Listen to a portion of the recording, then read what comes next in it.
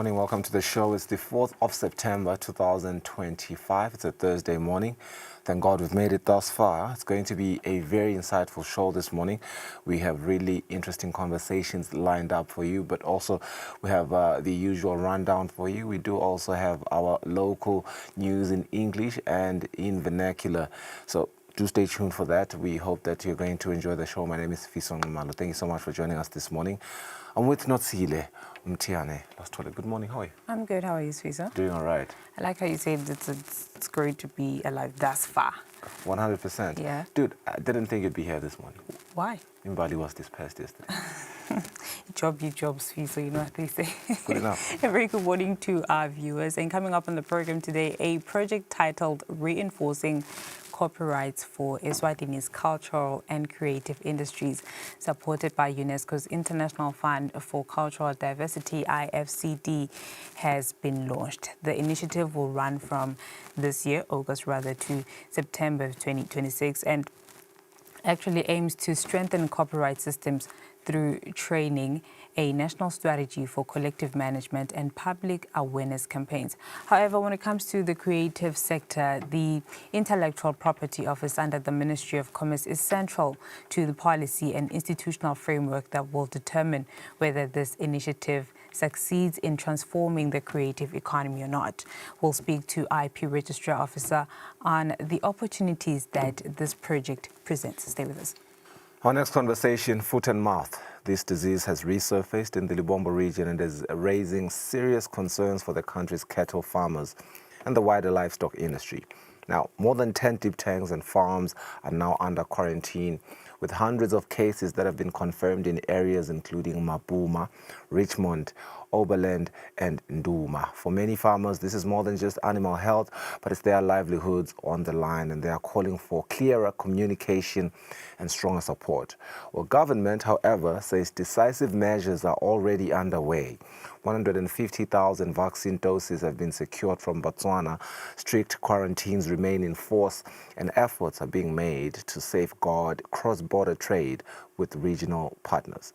At 7:30 this morning, Agriculture Minister Mandla Chauka will join us live to discuss the scale of this new outbreak, how prepared government was for its return, as well as the assurance that farmers can expect as the country works to contain the disease, as well as to protect the future of its beef industry. It's a very serious conversation, one that doesn't only hit our communities, one that is not only hitting the Lubombo region, but also has a very negative ripple effect into our economy as well as our food sovereignty here in the Kingdom of Eswatini. 7:30 this morning, that conversation with Mandla Chauka, the Minister of Agriculture. 3 minutes after 6. Let's have a look at what is making headlines in print.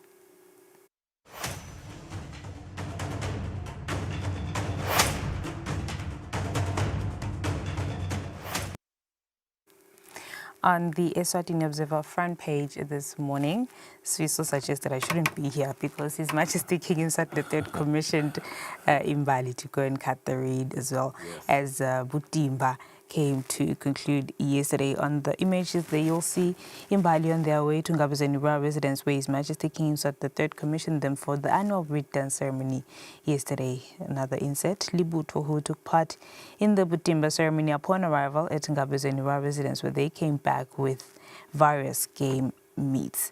Also, in another headline, supervisor blows 10,000 emalangeni on aviator. Sviso, watch out. On page 3, Gogo, aged 85, kills a hubby who's aged 75 over cabbages. How petty was that? In another headlining story, businessman Tom Kirk's 1 million emalangeni medical bill as Matapa businessman sickness is revealed in court proceedings. All right, let's look at the sports news of this same publication. This is the Eswatini Observer, and these are your leading top stories this Thursday morning. The first story, Final Four standing, that is the battle lines drawn in 8-bet Trade Fair Cup. Green Mamba, Seabirds secure last 4 birds, while semi-final games are to be played tomorrow. Well, Green Mamba booked their place in the semi-finals of the 8-bet Trade Fair Cup after edging Royal Leopard 2-1 in a fiercely contested security forces derby. This game was played last night. In other stories, Ning strikes gold as Eswatini shines. This is Eswatini could not have asked for a better start to the Africa Aquatics Zone Championships as local swimmers delivered podium performances on home soil. While in other stories, Iwoga CEO is making global strides in Switzerland, while Eswatini is to host Zim in men's netball test series. Sitvashini star Benny joins birds, and Eswatini hosts swimming championships 31 years later.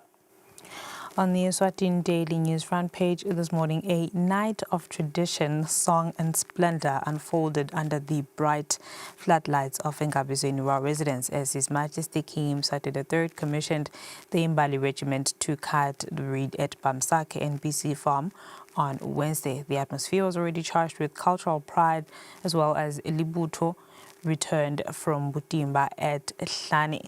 New Imbali, Invona, Vivane, if you might want to call her. Respect, well, she says respect will lead them forward as the regiment. Coming up to another story that's making headlines, the Prime Minister highlights exporters' role in driving inclusive growth agenda. You may recall the Prime Minister made his visit or his way to the Eswatini International Trade Fair yesterday. In another story on page 7, Eswatini targets sugar import substitution through AFCFTA.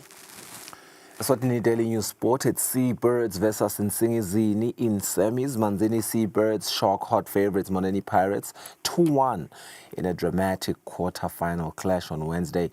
They did this to set up semi-final encounter with the Nsingizini Hotspurs, that Shiselweni-based outfit. In other stories, Chad dives into gold while Orbit coach slams Salang and questions his impact at the club.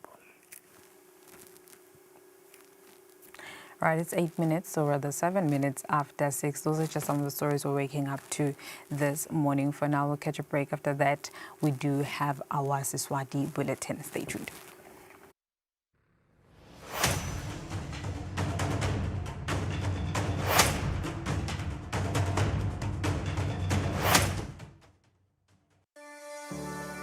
Eswatini TV has signed a code of conduct that is enforced by the Eswatini Communications Commission. We are committed to reporting news that is accurate, comment that is fair, and programming that does not amount to hate speech or the description of gratuitous violence or explicit sex. For any complaints of our programming, please contact us on 2411-9600 or email info@eswatinitv.co.za. You can also contact the Eswatini Communications Commission on 2406-7000 or write a letter to ECCOM on PO Box 7811 Mbabane. Email address is info@ecom.org.za.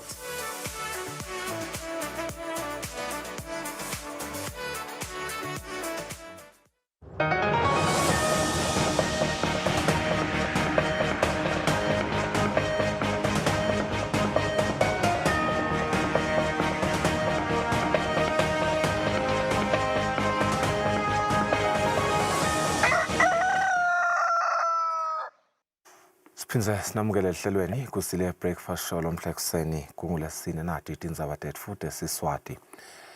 Indlovukazi Mhlekazi ikhokhela ibutho lembali yesigodlweni eLutsitsini kuthi liye kuyawukhokhwa ingwenyama esigodlweni eNgabezweni. Libutho belikade liholwa ngemakhosatana esilo.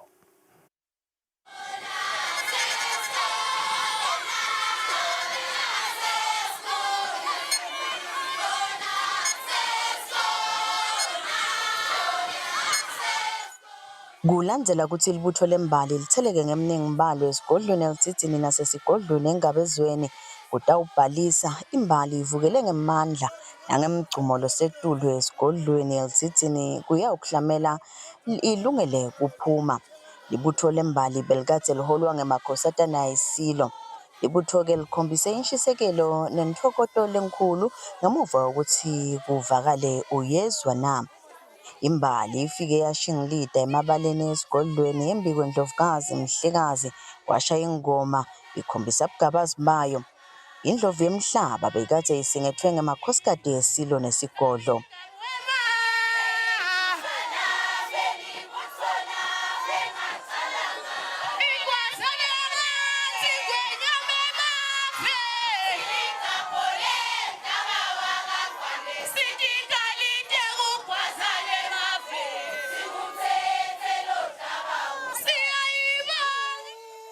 Kufike-ke kwashaya ingoma kwathela sibukeli khona emabaleni esigodlweni. Inkosatana Sakhizwe kanye nendvuna yembali babese bayawucela indlela kuMhlekazi, lapho Mhlekazi yaliniketile libutho indlela lebheka esigodlweni eNgabezweni. Indvuna ibese yethula le-order lebuya kuMhlekazi njengokuba injalo yase yiniketa lona libutho.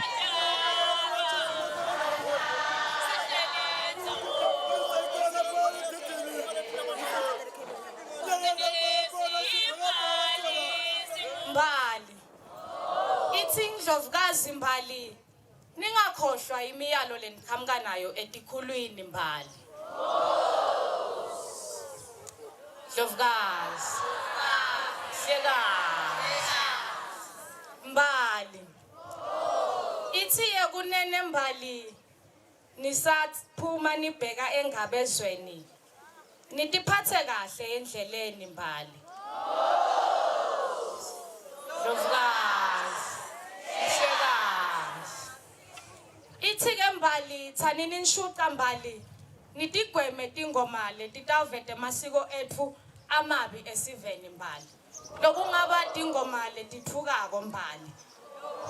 Gozi Ndlovukazi Mhlekazi Mbali ithi yekunene Mbali iyanikhuthata ningayilahli inhlonipho endleleni Mbali.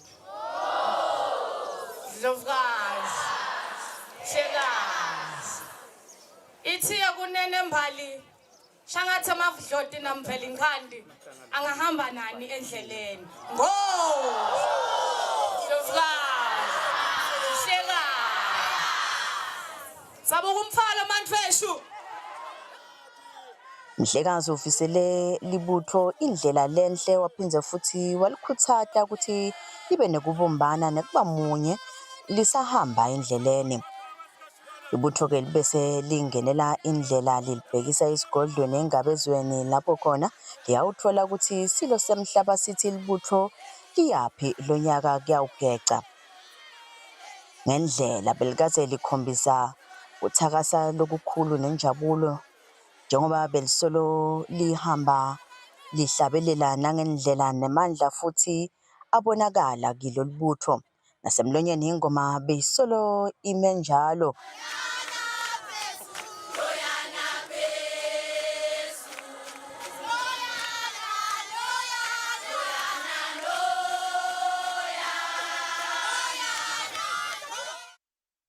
Lo mkhosi lona sewaba sibuko selive kanti futhi sewaba ngulenye yetindlela tekukhanga tivakashi ukuthi tite Eswatini kutawufaka sandla kuthuthukisa umnotho.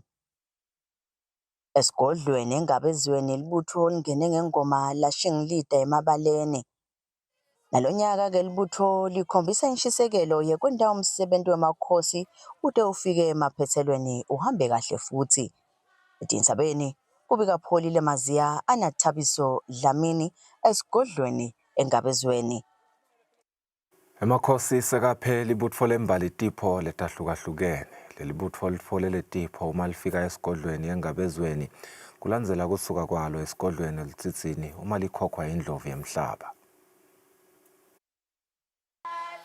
Imbali lebeyikade ibulala inyoka ivakele ngengoma esigodlweni eNgabezweni ngesikhathi seyivusela kiyo ingonyama. Lokhu kulandzela ukuthi libutho likhokhwe indlovu yemhlaba esigodlweni eLitsitsini ukuthi litekta ukhokhwa silo semhlaba.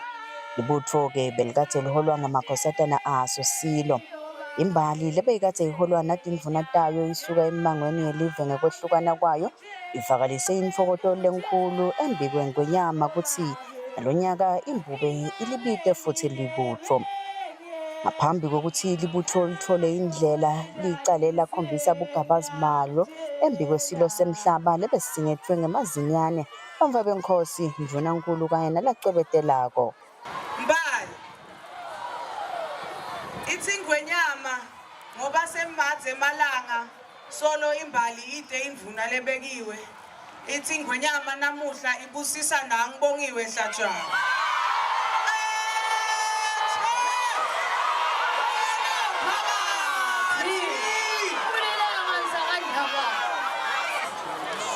Mbali ithi ingwenyama labancane batawugega labhamsakhe Kudwalandle kuthiwa Nkosi kuthiwa bayethe wena uphakathi bayethe wena uphakathi bese labadzala Mbali bayawugega embisifamu bayethe wena uphakathi Yakhona nemakhosikazi esilo kanye nesigodlo. Inkosatana Sakhizwe nendvuna yelibutho babe sebasondzela embi kwesilo kuyawutfola ukuthi ingwenyama ithi ibutho liphuma libhekaphi lonyaka. Inkosatana ibese yethula umlayeto wesilo loshoko ukuthi labancane baya kuyawugecaphi kanjalo nalabadzala. Imbali ibheke ukuthi ibuye nemhlangano omuhle nalotawusebenziseka njengekuthunywa ingwenyama. Ibheke ukuthi futhi lifike liphephile libumbene limunye lapho lithunywe khona ngemakhosi. Etindzabeni kubika Pholile Maziyana Thabiso Dlamini esigodlweni yangabezweni. Lemukelwe njengamaqhawe libutho lebutimba ngesikhathi lingena esigodlweni engabezweni kulandzela ukuthi litingele tinyamatane emkhosini webutimba lotsetseke emalanga lali-10. Leli butho lebeletfele lonke luhlobo lwetinyamatane lemukelwe ngenjabulo lenkhulu ukuthi kantsi-ke bekubhekeke ukuthi letfulele ingwenyama tinyamatane lelibuye nato.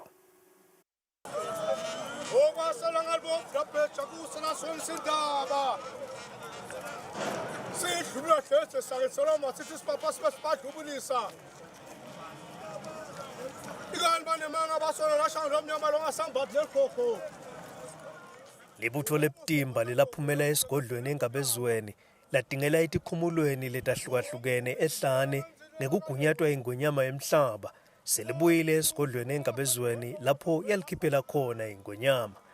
Butimba bemukelwe ngenjabulo lenkhulu ngesikhathi bungena engabezweni bungena nelibutho lembali sevele lihlamele lilungele ukukhishwa ingwenyama ukuthi liyogeca umhlanga etidzidzini.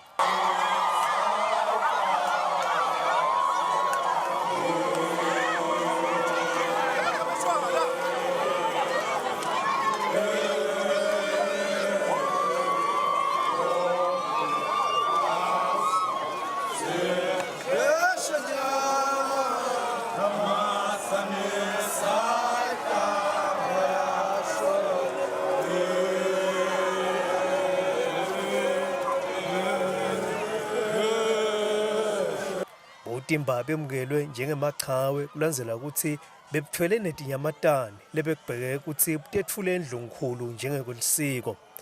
Bekukuhle kudzelile-ke engabezweni ikakhulu ngobe kwendeke imisebenti lemibili lekube kungena kwabo butimba nokuphuma kwelibutho lembali. Loku kube sifakazelo sekuthi imikhosi yakangwane iyasekelana.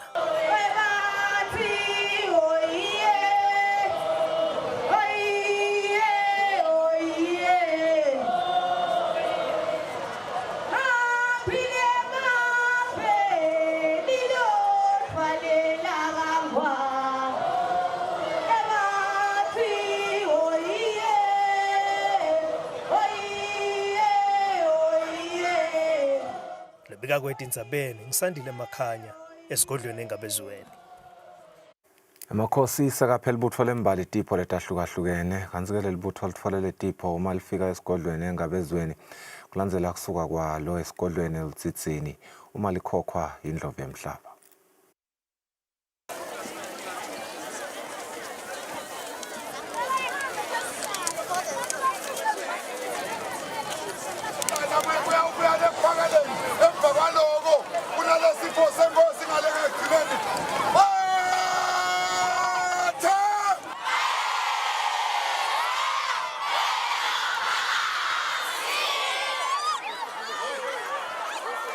Ngaphambi kokuthi ingwenyama ilikhokhe libutho lembali ukuthi liye lapho alifuma khona umnikati. Amakhosi aphelele ibutho tipho. Letipho-ke leti betfake ekhatsi lokuya ngasethunjini, emandi, tikipa, nabobhaki, nekwekunasa lokutalinika emandla libutho lisashuca.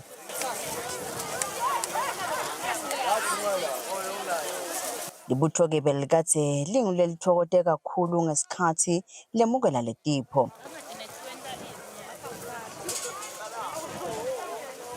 Imbali ivakalise kubonga lokukhulu kanye nenjabulo yayo ukuthi ingwenyama iphele tipho. Igama lami ngingisebenele Fakutse, ngitsabuka enkhanini. Ngijabule kakhulu mani babukela ngikhona ngisho kutibamba siyimbali yo.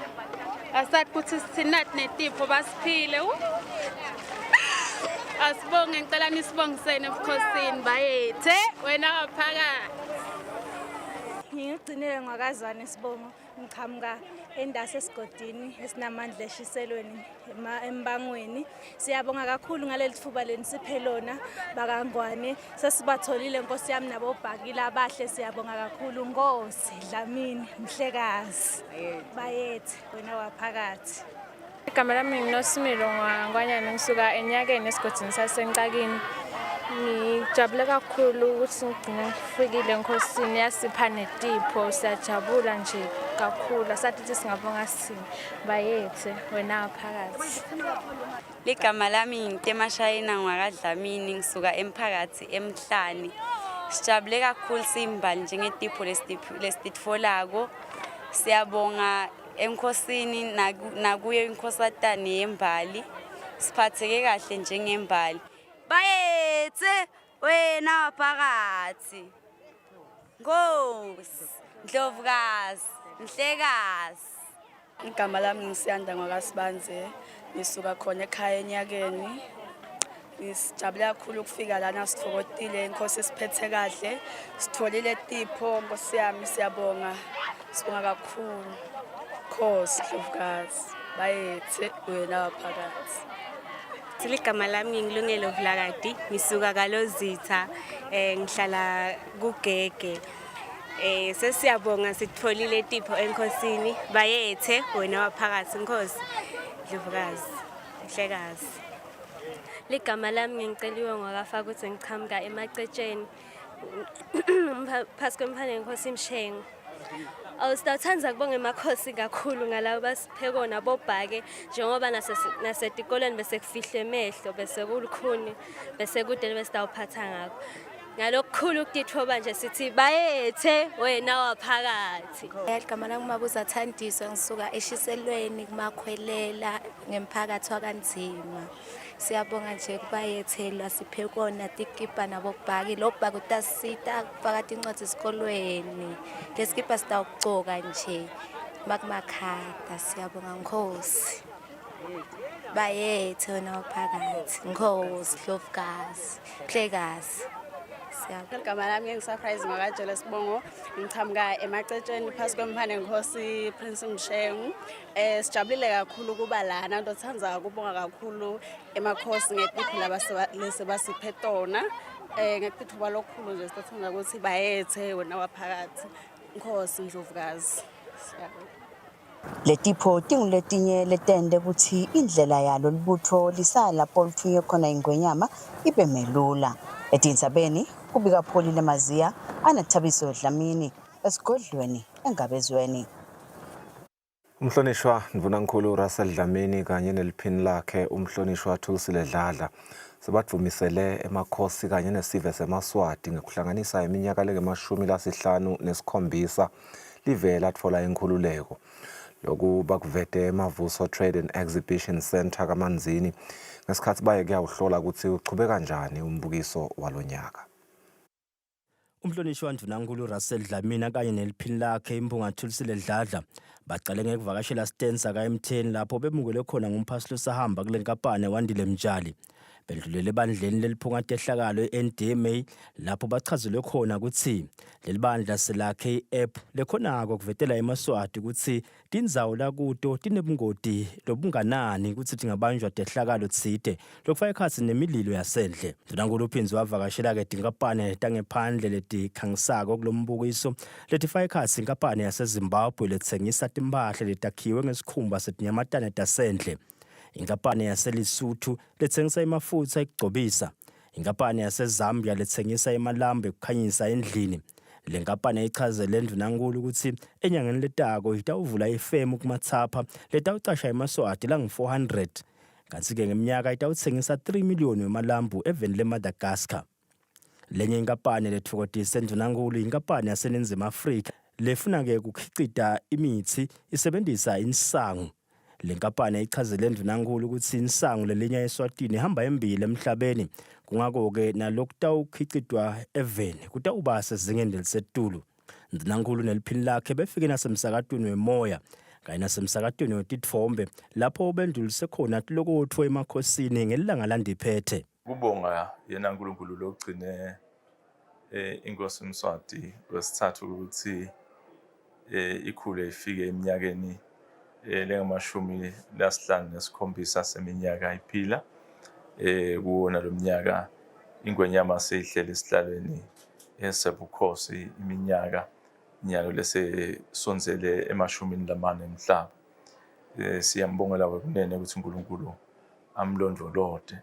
Siyayibona-ke inhlakanipho kuyo ingwenyama lekhomba ukuthi akafundiseli kubo ubuholi bakhe uyathi ukuthi wendani ekhole ndelive nako konke la kwentaka. Singurhulumente wembube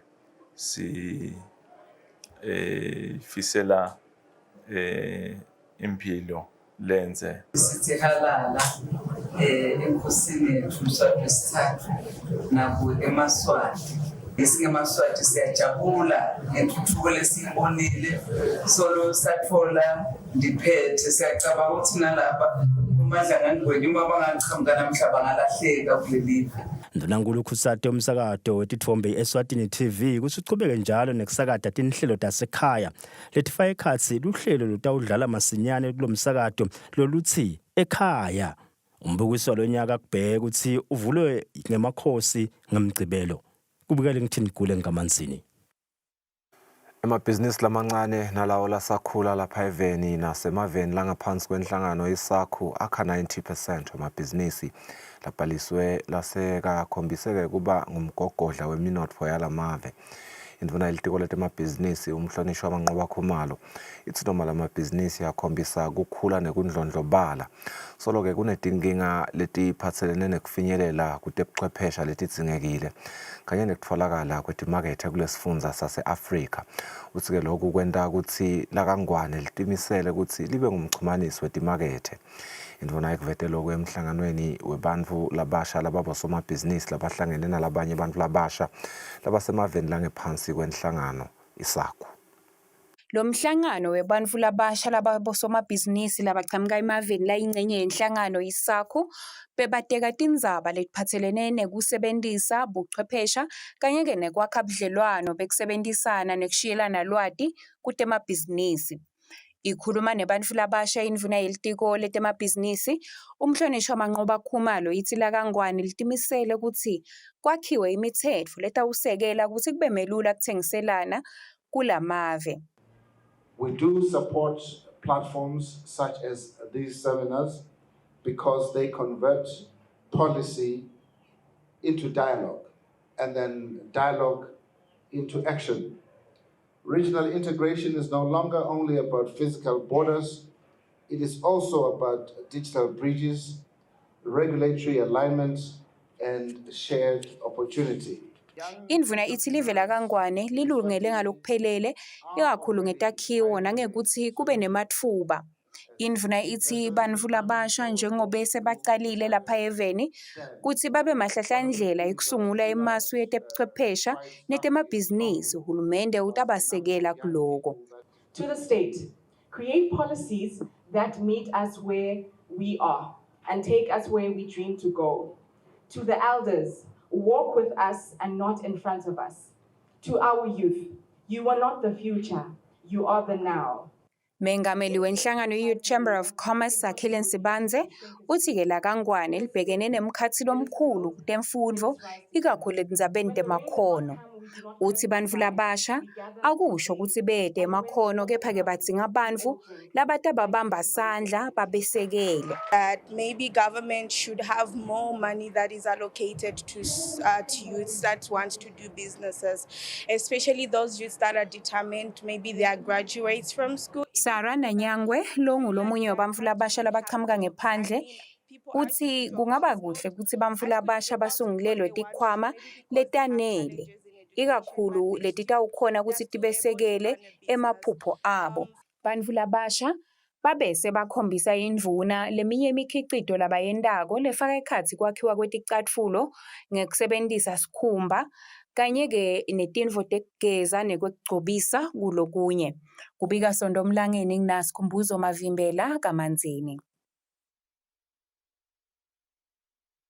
Baphathi bemadolobha labasuka emaveni langetolo kwalangemashumi lamathathu 30 bavakashela tindzawo letikhethekile tabomasipala kuleli letifaka ekhatsi indzawo yekucwaninga yetemvelo iGreen Lab imakethe lenkulu yakaManzini kanye neSomhlolo Park.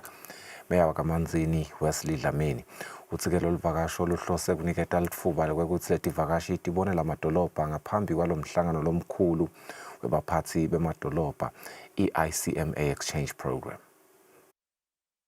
Lolu hlelo lokushiyelana lwati lwebaphathi bemadolobha labangephansi kwenhlangano International City Managers Association luqale ngekuthi labaphathi bavakashele tindzawo letikhethekile tabomasipala letifaka ekhatsi indzawo lapho kuhlolwa kuhloba nekuphepha kwemoya kulokunye.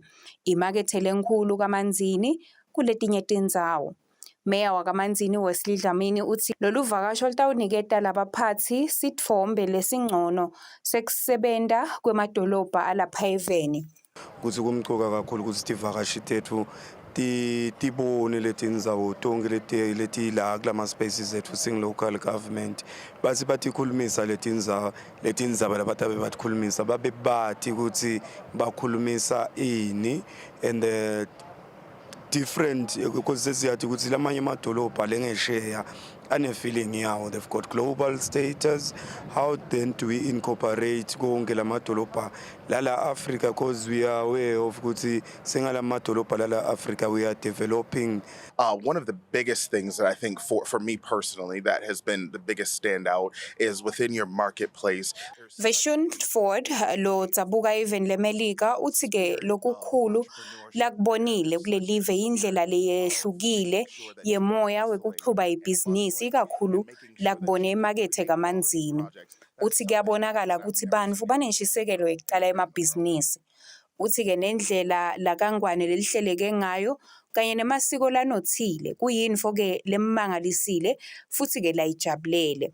Umphathi welidolobha lakaManzini Lungile Dlamini lophindze ahlale ebandleni lebacondzisi lalenhlangano ye-ICMA uthi lolu hlelo lutawusita ukuthi kutfolakale likhambi letinkinga letibhekene nalamadolobha. Bazama kuletha i-exchange nekuba professional kwale space nekusita nje ukuthi emadolobha akhule akhone kusevisa abantu netakhamuti talelo dolobha noma ngabe nguliphi live emhlabeni. Ekufanda le infrastructure kufanda emadolobha to get a private sector in ukuthi ayibe active nayo sikhulise lamadolobha nayo.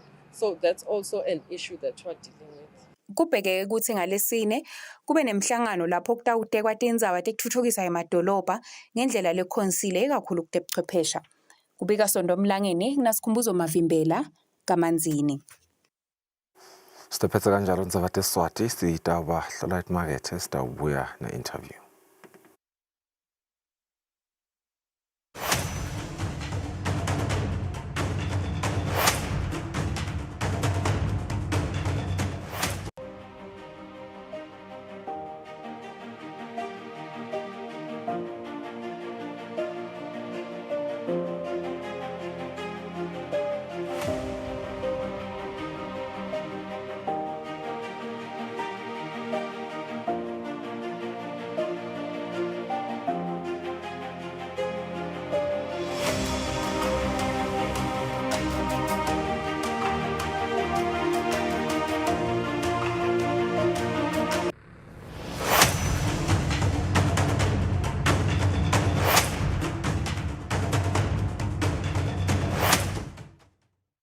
ngifuna ngitshela yona khona butsotsi lobukhona ufuna kwendiwa la bekusolo ngashintsha ingane nawo ngombuto wami kodwa sesiyawubona late la ukuthi oh bebafuna kula kukhona lapha sibamba khona kunenhloso mina ngitelwa vele kuna provident fund na pension fund uthi kolombuto sekanjela ukuthi uyahambisana lento ngikhothana sekuhlanganiswe la bukwani nikhuluma ngale nto lebasifundisa ngayo lenkhundleni nine vele uyabona silwane na hembe nishaya isingisi niyanikeva nangiconversion hayi conversion siyama conversion kufana nenguquko noma ntshintso ususe automatic uye kumanywa lalela-ke lethi tinguquko letinhle hembe nawe silwane lalela nje inzuzo lalela inzuzo bathi sesiyakude umuntu longeka khona kuba ingcenye yale nguquko sibani lokho ukuthi noma nga formal sector no informal sector lokho ukuthi nathi thina sisebenza la emakhaya sona pensionable sonke but call imali tafuna itsingete la lalela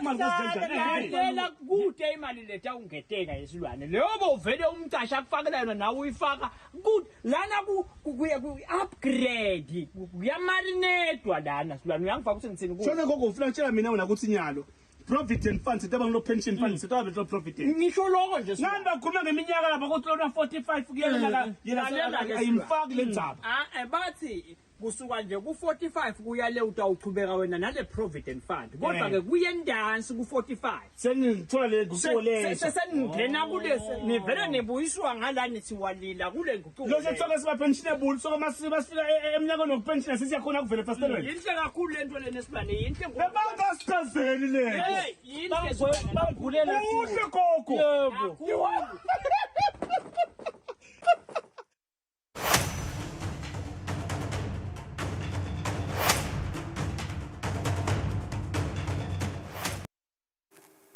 Welcome back. You're still watching Kusile Breakfast Show, and now we'll take a look at a copyright initiative aimed at transforming Eswatini's creative economy. With UNESCO funding and Eswacos at the helm, the project promises to strengthen copyright systems, boost artists' income, and position the cultural sector and creative sector as a driver of economic growth. But can the project deliver on these promises? We'll speak to Intellectual Property Registrar Officer Dr. Celu Lulu, who joins me now via video link. A very good morning, Dr. Lulu. Perhaps we can start here just unpacking the Eswatini Cultural and Creative Industry Project. What are some of its elements?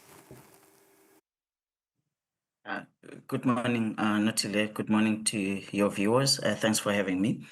Maybe I could start with appreciating UNESCO for coming on board and assisting us with this project. We really value it.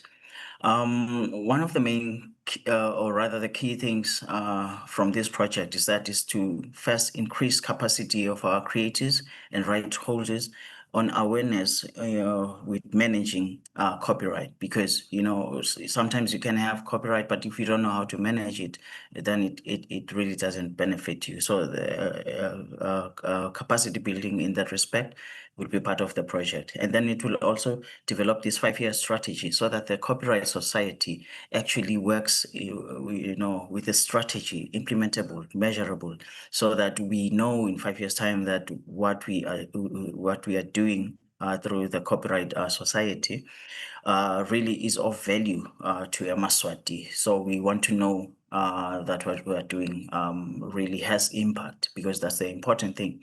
And the other one is obviously some capacity building on how to to look at the laws, what they mean, how they could harness them, and how as a creative you have other avenues that you can explore within the IP ecosystem. I think that's what the project is for. Essentially, it is to it works in tandem, in synergy with already existing programs that we're doing as the IP office.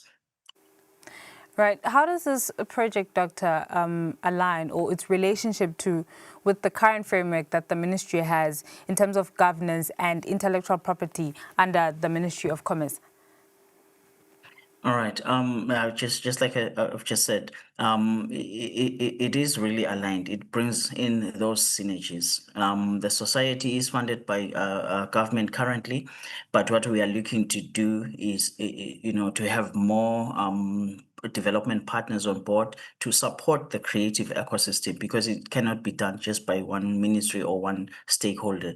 So it looks to empower our creatives to say, yes, there is copyright relevant for you, but then there are other things like we have under IP, we have branding and trademarks. How do you harness that?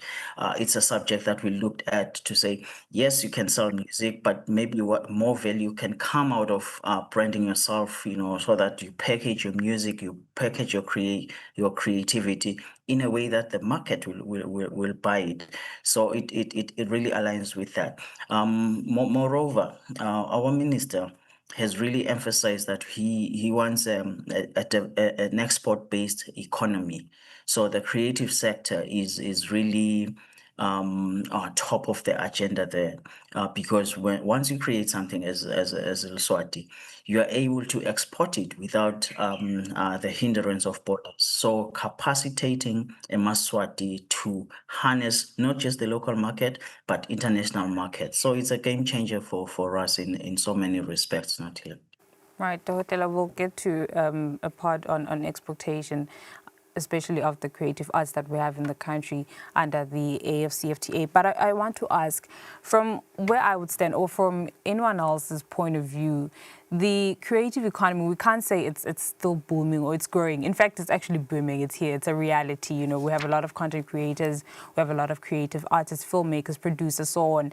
But from your stance, where is the cultural and creative industry in regards to business and commercialization? All right. Certainly, we're not where we were maybe 5 or 10 years ago. We've made some strides to try and incorporate the creative economy into business. Yeah, I suppose a happy coincidence is that this year's theme for IP Day, which is a theme that runs throughout the year, it's IP and music. So as part of that, we were teaching and capacitating artists to say, how do you look at music, music more than just a hobby? Look at music as a business. So we do go through a lot of those capacity building sessions, strategy sessions, to shift the creative aspect of this industry, so that it really inculcates the culture of looking at your craft or your art as business. So we are really hoping that we will have by the end of the year, we'll have achieved changing those mindsets, shifting those mindsets, so that people start looking at copyright, in a business context. We have an ongoing study, Anotile, where we really are saying, let the numbers speak for themselves, rather than just us guessing whether we're making any impact in shifting the arts industry into a commercial, sustainable venture. We're looking at how copyright contributes to the economy in terms of the GDP, looking at how it contributes to labor force, and how it contributes to the export market. So those three factors, we already have preliminary results. They are very promising. We are seeing that, this is something that we want to do in cycles every year, so that we know whether the frameworks, the IP frameworks that we have, are actually helping us or not, and how to improve on that.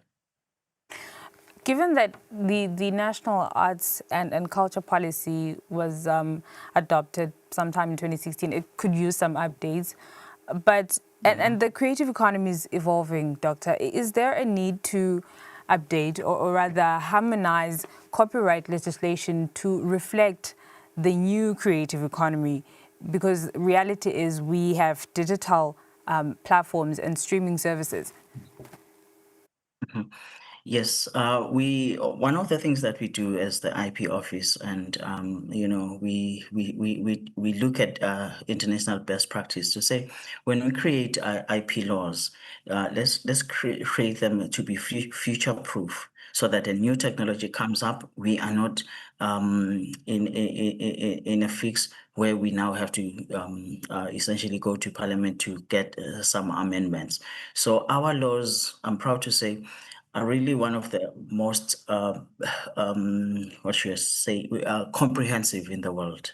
We doing some tweaks here and there. For instance, as it stands, we already have 4 international treaties before Parliament to ratify them. One of those ones is essentially just to reiterate that copyright applies even in the digital space. Our law, the 2018 Copyright Act, it does say that, but we need to reinforce it to say copyright applies in the digital space. That helps not just the security to say whatever you create, it cannot be infringed online.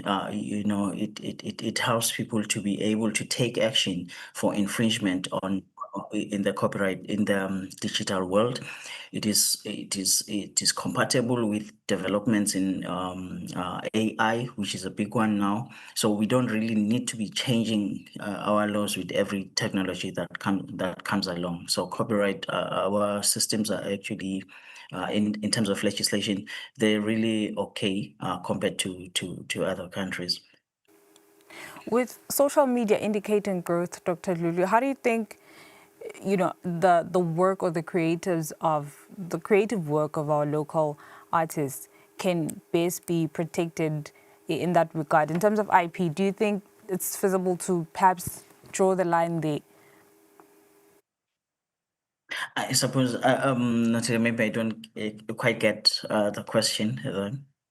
I'm saying, Doc, our creatives, they have their content out there on different streaming platforms. But these are platforms that are, well, I could say, are not under our control. They're just there for the global community. How do you think we can best protect these? All right. With regards to social media content, I think the advice that we have at the office, and we'll be saying more on this in the coming weeks, is to say, streaming platforms, you have to look at the context of your locality, context of your audience. Streaming platforms, you probably have to use them as publicity, attention drawing platforms. But how do you sell? We are seeing more and more successful artists actually selling physical copies, branding their copies, selling merchandise. You find that they make more money out of that rather than the streaming. The streaming really advertises you, but then you have to look at what will actually make you money. So that is an advice that we are really crafting to say how people must interact with digital platforms so that they don't get disappointed, so that they don't have false hope as to how it works. Otherwise, the protection is there, but you protect something that already is resonating with a lot of customers. If nobody's streaming you probably won't make money out of that. So those are some of the things that we, as part of this project, we will be capacitating our stakeholders on. Right. Often creators, Doctor, they raise concern that the creative industry is not adequately valued as an economic sector. How do you think the Eswatini Cultural and Creative Industry Project changes this? How do you think it helps reposition the sector as a driver of growth and creating opportunities, job opportunities? I suppose it goes back to the study maybe that I referred to say that study where we're looking as to the real value of contribution of the copyright industry to the economy, so that we are able to say I think the indication is that is around at least 4% of GDP comes from copyright industries. And this is not just guesswork. It is looking at every transaction that happens in the country.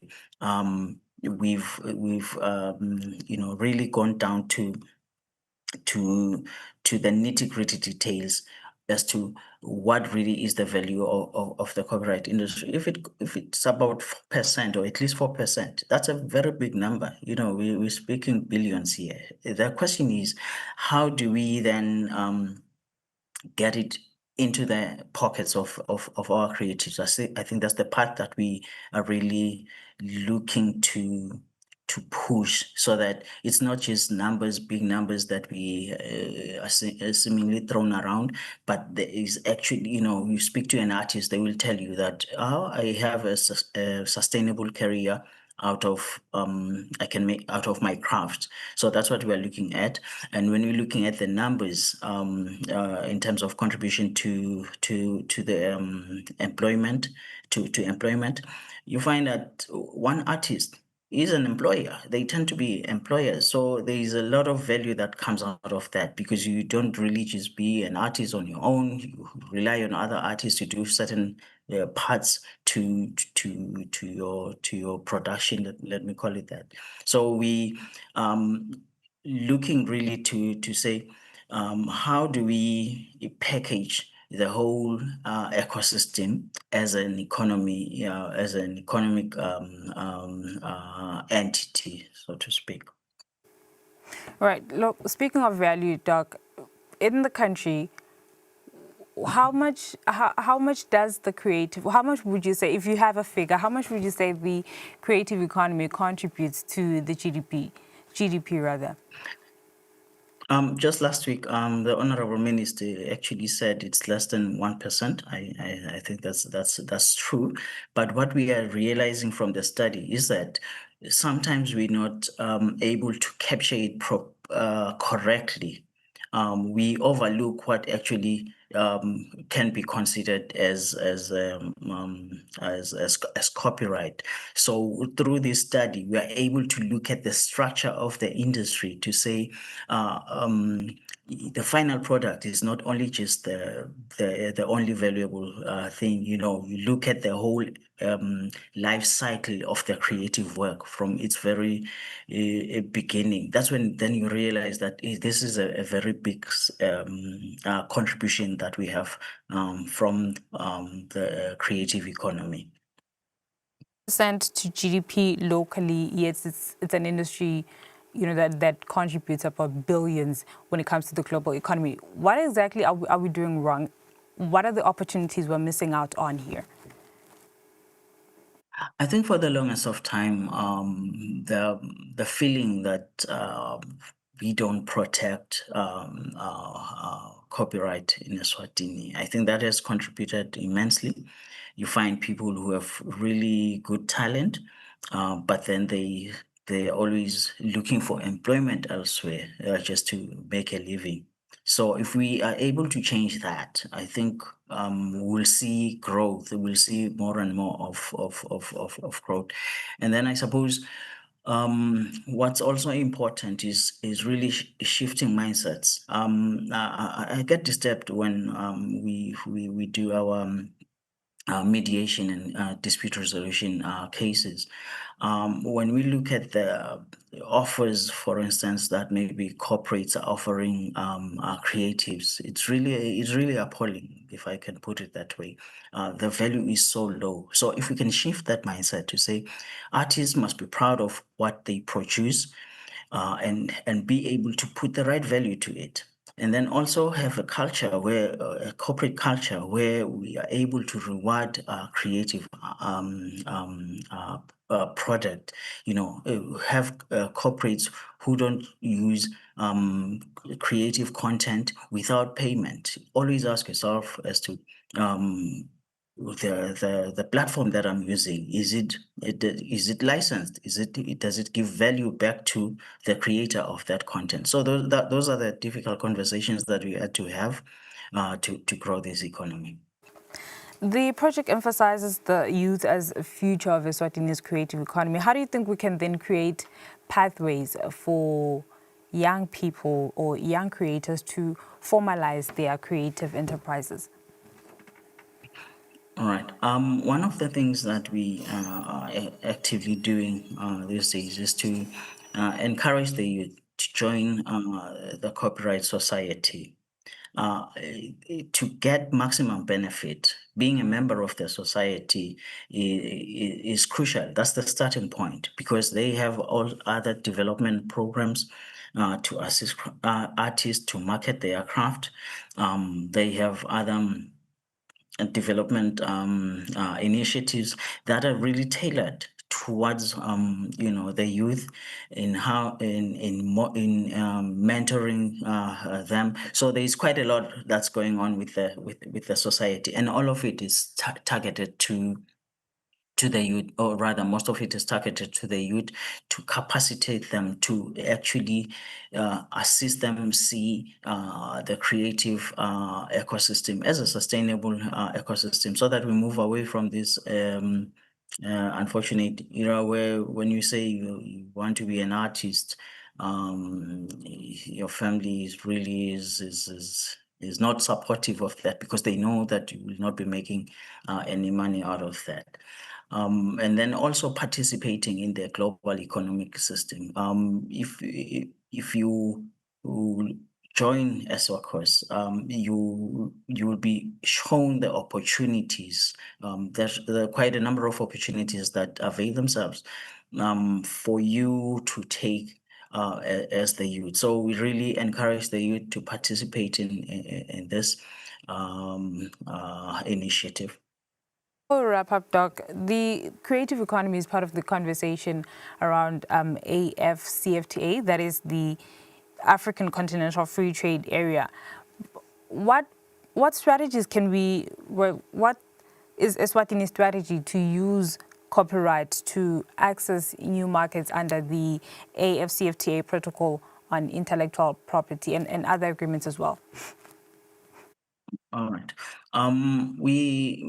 We are really actively engaged in that negotiation. Currently, unfortunately, it's not seemingly it's not promising to deliver what we want as a Maswati. So it's an ongoing conversation. We'll still be making our case so that we have an IP policy, the continental IP policy, that serves the interests of a Maswati. So we are not apologetic about that, to say we are not just going to ratify something that really doesn't work for us. We are pushing to say this is the way we see it. This is what will work for us, because it is a very a grand idea. It promises a lot, so we want to craft it in a way that goes along that way. So it has been a difficult negotiation for a number of reasons, but we are hopeful that by the time it is finalized, our voice is heard. Our concerns are really addressed, because we wouldn't want to be part of something that then represses us. With the momentum that we're establishing in IP, we wouldn't want to compromise it. So that's why we are vocal also at this platform, to say it is our thing. We have to own it, and we consult a lot with artists as to what it is that they want to see there, and not just on artists only,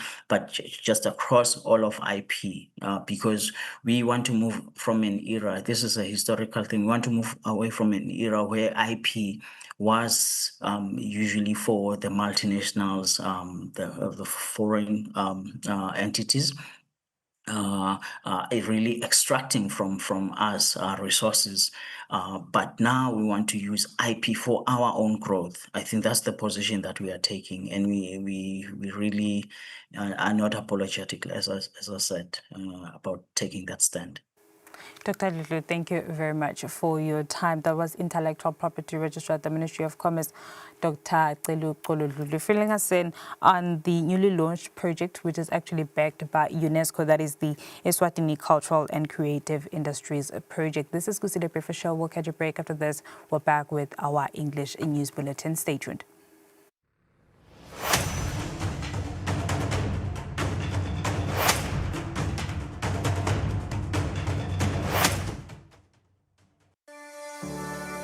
Eswatini TV has signed a code of conduct that is enforced by the Eswatini Communications Commission.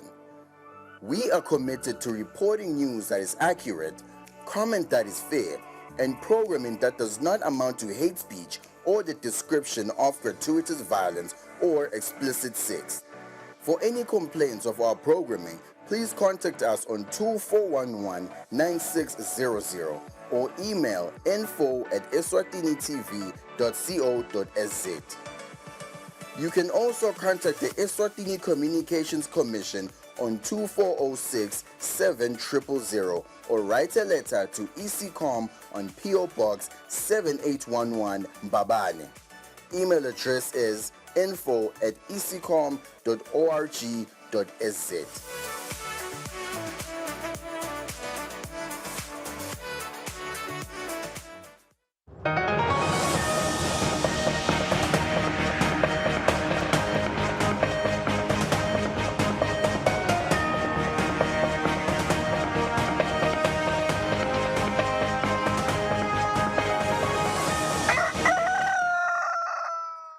Welcome back. In our English news bulletin this morning, Her Majesty the Queen Mother has presided over the commissioning of Imbali at Lusitsini Wa residents to embark on a journey to Engabezweni Wa residents, where the regiment was later commissioned by His Majesty the Ngwenyama to go and cut the reed.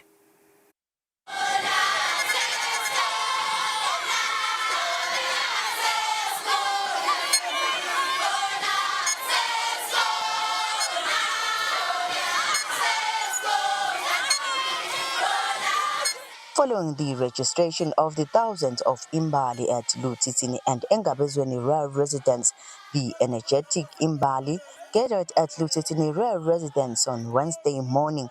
The regiment was led by their Royal Highnesses the Princes. Excitement and joyfulness was seen from the Medians as they were responding to His Majesty's call. At Lutsitsini, the Imbali danced and sang before Her Majesty the Queen Mother. Also present during the commissioning of Imbali by Her Majesty was Emma Kosigati and the royal family.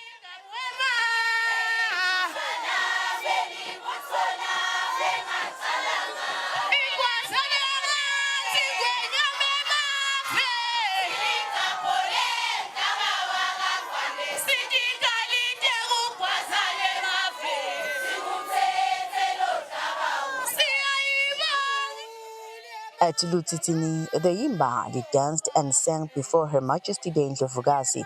Also present during the commissioning of Imbali by Her Majesty were Emma Kosigati to His Majesty and the royal family. Before receiving a royal command from Her Majesty the Queen Mother, the regiment danced Umiso before Her Majesty.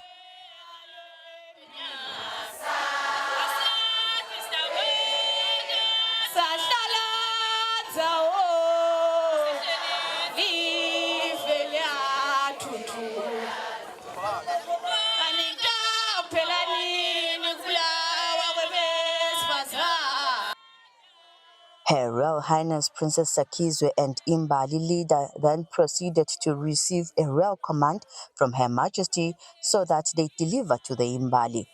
Mbali, ithi Ndlovukazi Mbali, ningakhohlwa imiyalo leniqhamuka nayo etikhulwini Mbali.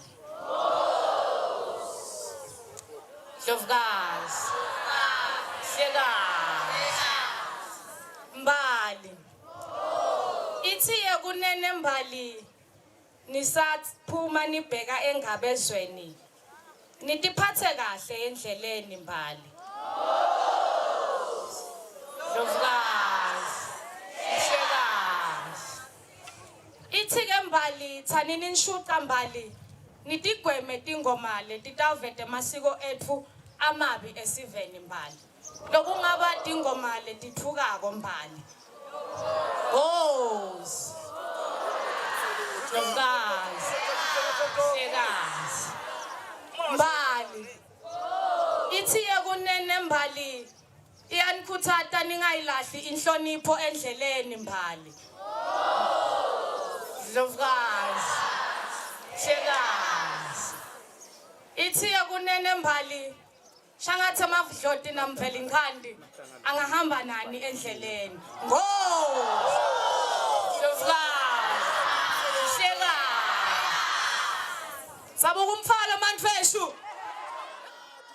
Imbali leader Bongiwe Hlatshwago then communicated the order from Her Majesty, and then the regiment proceeded to Engabezweni rural residence.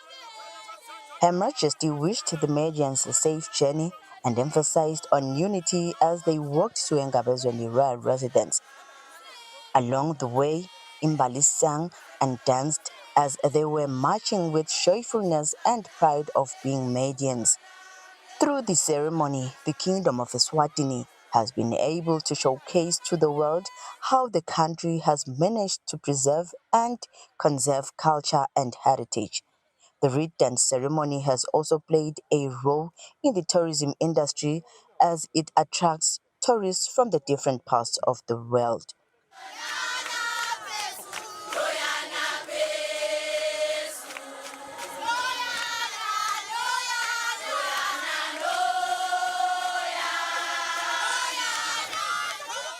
Upon arrival at Engabezweni rural residence, the Medians danced and sang, appreciating that they have traveled well and arrived safely.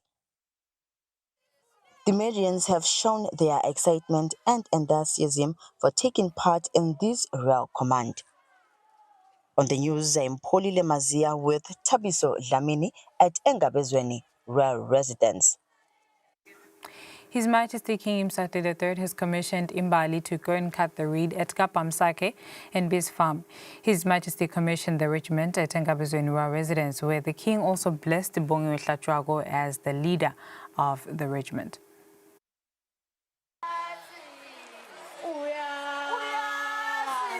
The thousands of Imbali regiment was heard in song within the premises of the royal residence. After Her Majesty the Indlovukazi commissioned the Imbali to proceed to Engabezweni royal residence, His Majesty King Mswati III commissioned the Imbali to various points of destinations. Medians were led by their Royal Highnesses the Princesses, Imbali leader, and those leading the Imbali from chiefdoms coming from all the 4 regions of the kingdom. Before being commissioned, the regiment danced and sang before His Majesty, and His Majesty was flanked by Emazinyane, the Prime Minister, and Lacebetelago. Mbali, itsingwenyama ngoba semadze malanga solo imbali ide indvuna lebekiwe. Itsingwenyama namuhla ibusisa nangibongiwe Hlatshwago.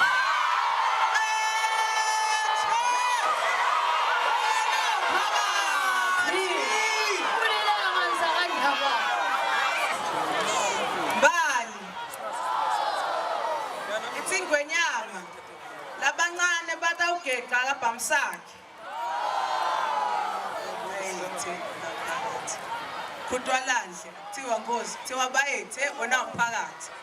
Bayethe wena umphakathi. Bese labadzala Mbali bayawugedla eMbiz Farm. Bayethe wena umphakathi. Also present at Engabezweni royal residence during the commissioning of Imbali were Makhosikati to His Majesty and the royal family. The Inkosetana instructed the young Medians to proceed to their destination. Then the older Medians were also instructed to proceed to their destination as well. The regiment is expected to reach their destination safe and united as per His Majesty's command. The regiment is expected to reach their destination safe and united as per His Majesty's command. They're also expected to bring back beautiful and usable reed. On the news, I'm Kusile Mazia with Chabiso Dlamini at Engabezweni Rural Residence. Warriors who were commissioned by His Majesty King Mswati III for the Butimba ceremony have made a heroic return at Ngabizweni Rural Residence. The warriors returned carrying the game they've trusted during the ceremony, which lasted 10 days, and they were expected to present their catch to His Majesty King Mswati III.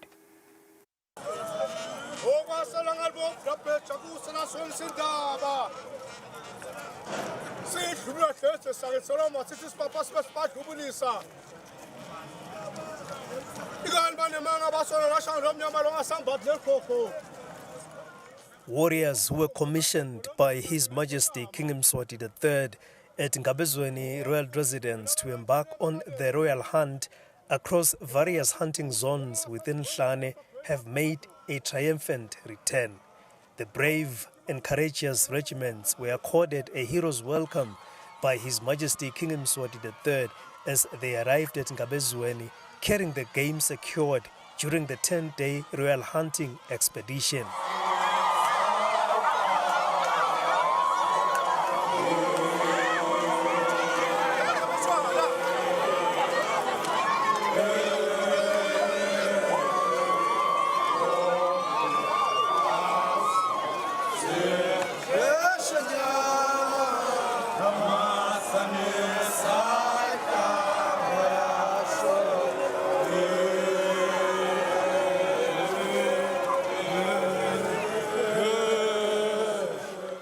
In keeping with tradition, the warriors were highly expected to present their catch to His Majesty the King, fulfilling cultural protocol of the Butimba ceremony.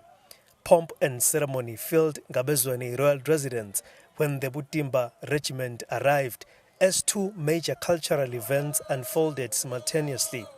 The triumphant return of warriors coincided with the dispatching of the Imbari regiment for the annual Red Dance ceremony.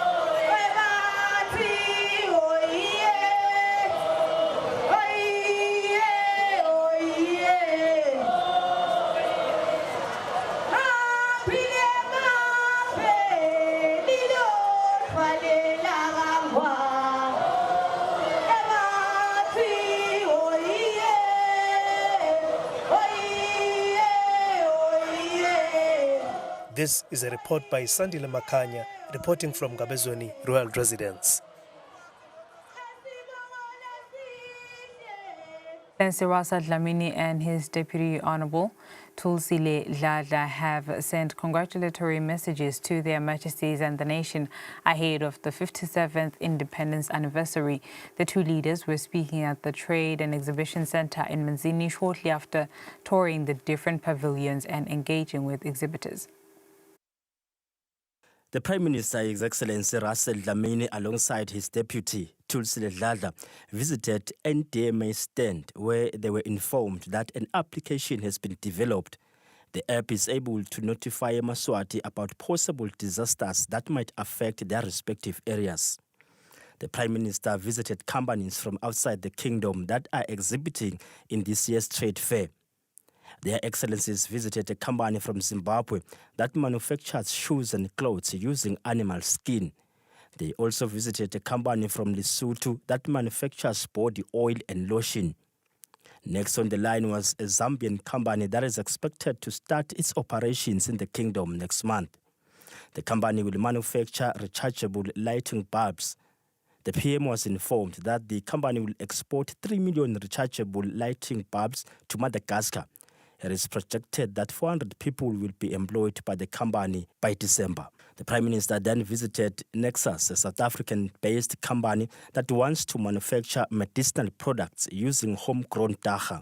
The Premier and his deputy visited EBIS and Eswatini TV studios, where they conveyed congratulatory messages to their Majesties and the nation ahead of the 57th Independence Anniversary. Kubonga yena uNkulunkulu lokugcine inkosi Mswati wesithathu ukuthi ikhule ifike eminyakeni lengamashumi lasihlanu nesikhombisa seminyaka iphila kuwona lo mnyaka ingwenyama seyihlele esihlalweni esebukhosi iminyaka lese sonzele emashumini lamane emhlaba. Siyambongela wekunene ukuthi uNkulunkulu amlondolode. Siyayibona ke inhlakanipho kuyo ingonyama lekhomba ukuthi akafundiseli kubo ubuholi bakhe uyathi ukuthi wendani ekhole ndelive nako konke la kwentaka. Singurhulumente wembube fisela impilo lenze sithi halala enkosini yethu uShaka wesithathu naku eMaswati. EsingeMaswati siyajabula ngentuthuko lesiyibonile solo sathola ndiphethe siyacabanga ukuthi nalapha umadlangani kwenyuma bangachimuka namhlaba ngalahleka kuleli. Eswatini TV was encouraged to continue broadcasting more local content like a Kaya drama series, which will be aired soon. The 2025 edition of the International Trade Fair is expected to be graced by His Majesty on Saturday. For Eswatini TV News, I'm LinkedIn Kule Manzini. The Minister of Commerce, Industry and Trade, Honorable Manqoba Khumalo, says MSMEs make up over 90% of registered businesses in Eswatini and SACU, driving local economies. To boost their growth, Eswatini is positioning itself as a regional trade and technology hub through infrastructure and digital innovation. The Minister made these remarks during the youth seminar with participants from Eswatini and SACU countries. Young people from Eswatini and SACU countries gathered to share digital trade skills through the Youth Chamber of Commerce. The Minister of Commerce, Industry and Trade, Honorable Manqoba Khumalo, says that the government of Eswatini is ready to connect the region through trade and technology. We do support platforms such as these seminars because they convert policy into dialogue and then dialogue into action. Regional integration is no longer only about physical borders, it is also about digital bridges, regulatory alignment, and shared opportunity. Youth Chamber of Commerce President Kusile Sibanze called for more support for young entrepreneurs. To the state, create policies that meet us where we are and take us where we dream to go. To the elders, walk with us and not in front of us. To our youth, you are not the future, you are the now. Let 2025 be the year Eswatini refuses to shrink its dreams. Let us dig, let us build, let us rise together. When the rain does not come, we do not curse the sky, we gather and dig, and when the water comes, we all drink. Sarah Nanyangwe from Zambia highlighted the importance of funding for young people. That maybe government should have more money that is allocated to youths that want to do businesses, especially those youths that are determined, maybe they are graduates from school, even people that feel like they can't really have jobs. I mean, people, high school dropouts, not high school dropouts because they want to, maybe because they have challenges in education, but they're still able to run a business. The participants showcased products like leather goods, soaps, lotion to the minister, showing innovation and potential across the region. Reporting Sondomlangeni, Skumbuzo Mavimbela, Manzini. Managers from 30 different countries visiting Eswatini under the ICMA exchange program toured key locations, including the Manzini Municipal Green Lab and Manzini Market. Manzini Municipality Mayor Wesley Lamini says the tour will help participants experience Eswatini firsthand and understand how local cities operate ahead of the conference.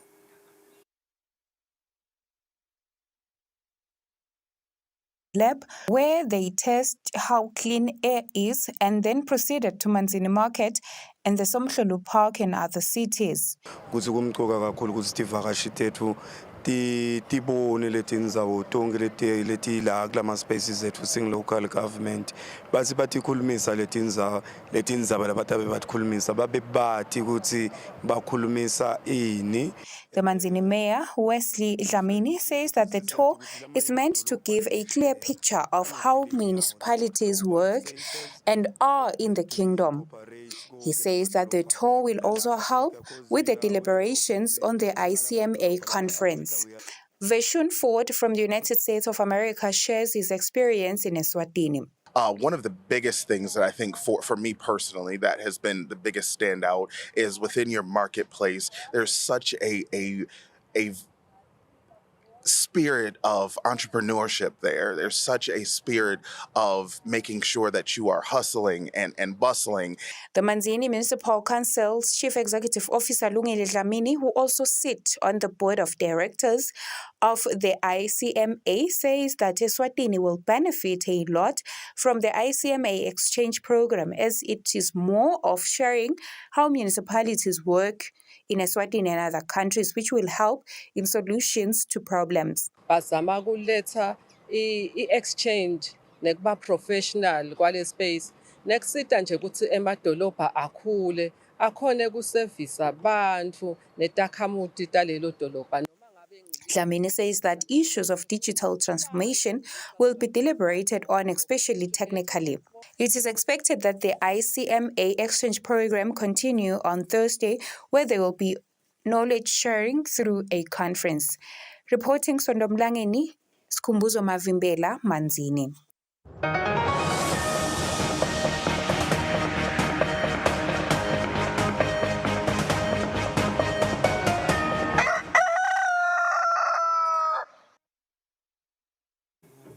And now in our international update, there was no shortage of pageantry at Wednesday's military parade being in Beijing. But beyond the spectacle, it also provided the first good look at China's latest military hardware, from anti-ballistic missiles to a weaponized robot wolf.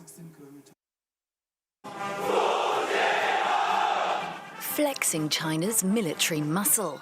Xi Jinping's military parade offered a glimpse at the country's arsenal of weapons. According to Beijing, all the technology on display is produced in China and in active duty use. All these are major weapon systems that represent a cutting edge in military technology globally for sure. Included in the display were 4 new anti-ship missiles, the YJ-15, 17, 19 and 20. They're weapons that could be used against US aircraft carriers in the region. Anti-ballistic missiles were also on show. The HQ-19 and HQ-29 are designed to counter medium-range missiles. New cutting-edge technology was also revealed, with a weaponized robot Wolf, the LY-1 laser weapon, and loyal wingman drones designed to fly under the command of a winged fighter jet. China has invested in the underwater realm, with extra-large torpedo-shaped unmanned underwater drones. And the grand finale was the DF-5C, a new kind of nuclear intercontinental ballistic missile with a longer range, capable of covering the entire globe. The key storyline here really is China's rise. That the military parade will help highlight the journey's humble beginnings going way back to World War II. And through that contrast, it's going to underscore how far China has traveled. Overhead, warplanes and helicopters filled the skies in dramatic formation. A display of military theatre designed to project power and intimidate rivals. Presidents Vladimir Putin and Xi Jinping were caught on a hot mic on Wednesday discussing human longevity in a brief exchange that touched on living to 150 years old and even the prospect of immortality. The unscripted conversation took place right before a military parade in Beijing, which marked 80 years since Japan's surrender in World War II. I was born in 1518 in the village of Glenfinnan on the shores of Loch Shiel. Now I am immortal. Some have made films about it, sung about it, while Xi Jinping and Vladimir Putin have been discussing it. As they made their way with North Korea's Kim Jong-un to a military parade in Beijing, microphones picked up a conversation about longevity together with their translators.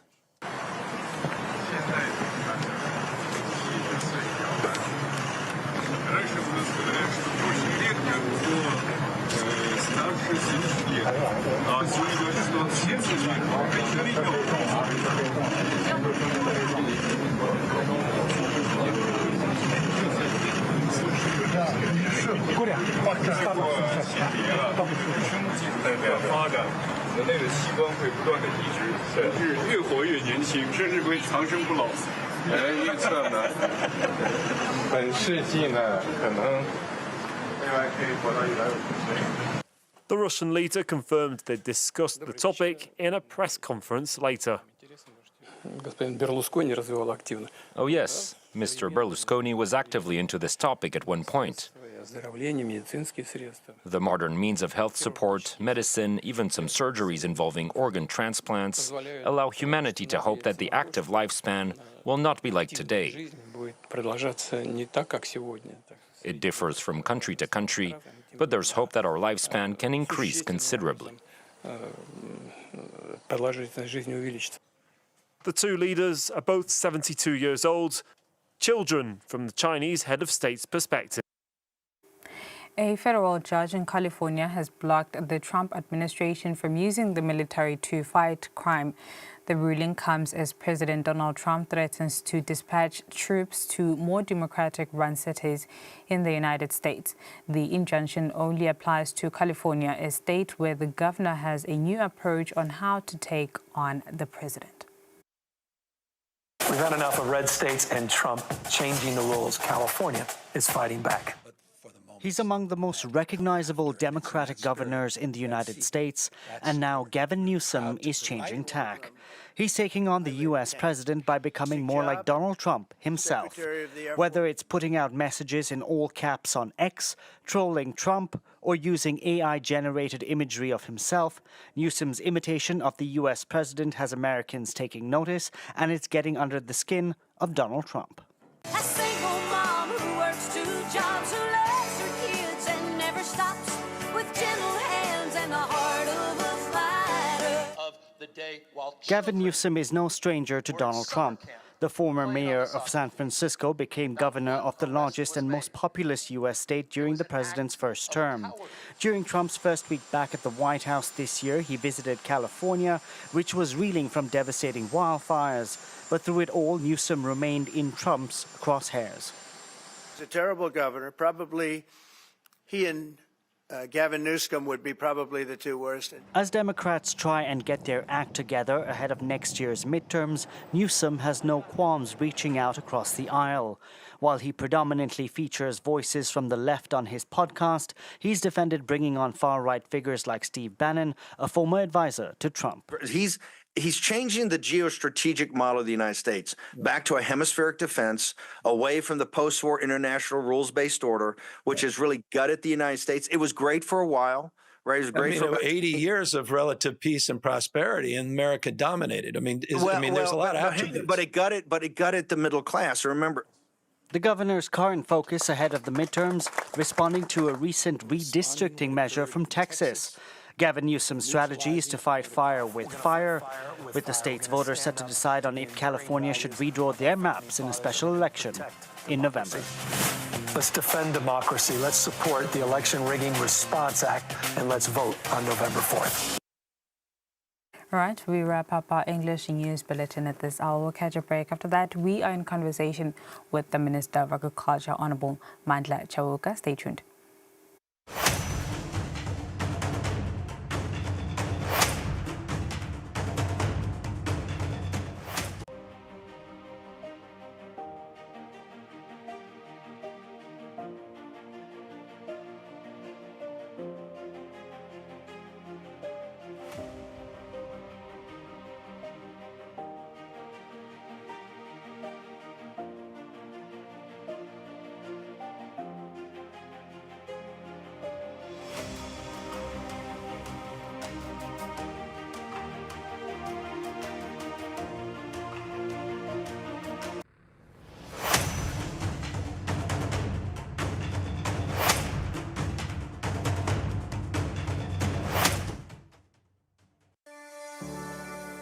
Eswatini TV has signed a code of conduct that is enforced by the Eswatini Communications Commission.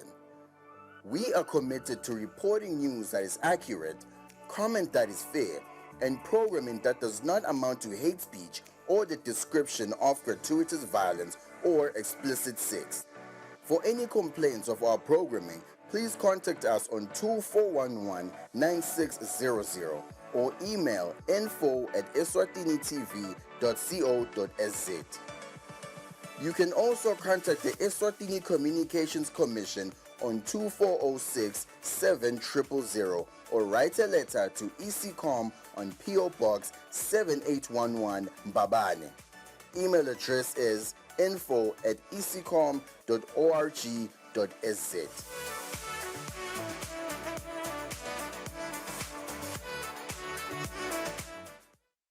Kude lesinye isikhathi ngaphandle kwalesi. Aba research bafunze. Being risky means ukuthi nalokuwa kwayo kulula.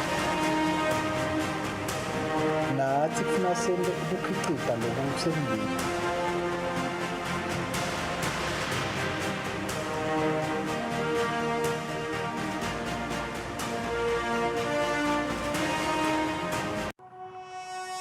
When you choose your adventures, you do so with an open heart and a desire for the unexpected. You embark on journeys to discover new worlds full of wonder. You choose a path to awaken your senses, a world to make you look up and realize just how inspiring this life can be. Arrive and awaken your heart. Explore life in ways only thought possible in your dreams. Discover just how far you'll go to expand your understanding of life's greatest mysteries. There's just one place on this planet with so much to offer. Now is the time for you to have the royal experience.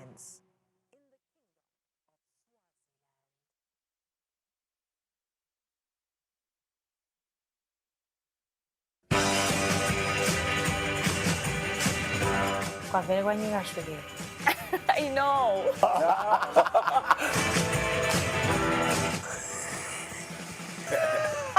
It's risky, but I've done it several times. Guys, bafana bebola barong akiwa kakhona. Machara yakhona basafaka snake okhope wabele. All my friends can go to hell. To this day, I've never seen that man. You don't know him like I do. I know it's petty. I don't know what it is, but I can jump. Well, okay, yes, I've seen handcuffs where they were not supposed to be.